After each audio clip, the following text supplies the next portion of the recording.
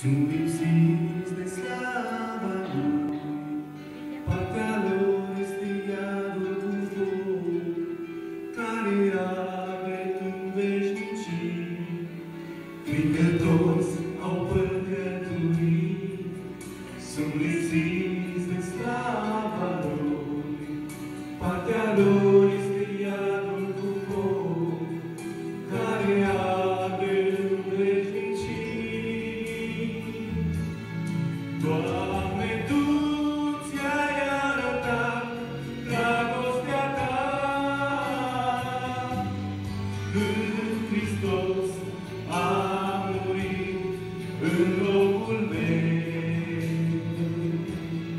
Doamne, Tu ți-ai arătat dragostea Ta când Hristos a murit în locul meu.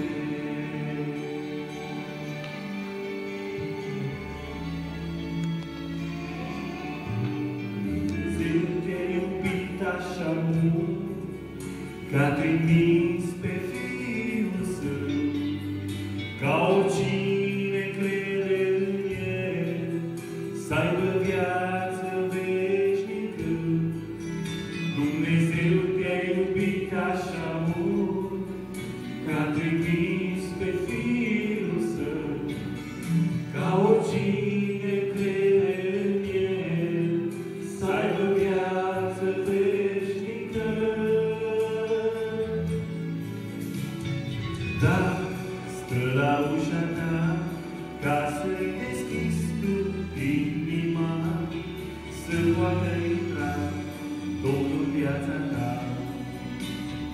Da, stă la ușa ta ca să-i deschizi tu inima, să poată intra Domnul în viața ta. Doamne, Tu ți-ai arătat dragostea Ta